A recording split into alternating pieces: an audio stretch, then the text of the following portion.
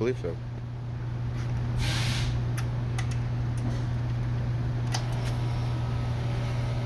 Ready? Yep. Okay, we've got a 1969 390. This one has Edelbrock aluminum heads, a Torker intake. It's got a 302-2 cam. It's got a 770 Holly Street Avenger on it, and she should be running upwards of 400 horse.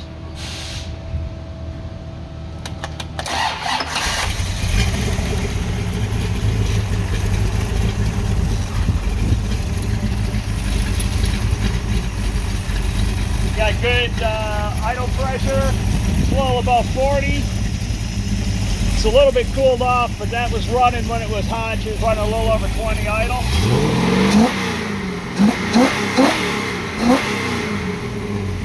Got a pretty good throttle response, and very quiet.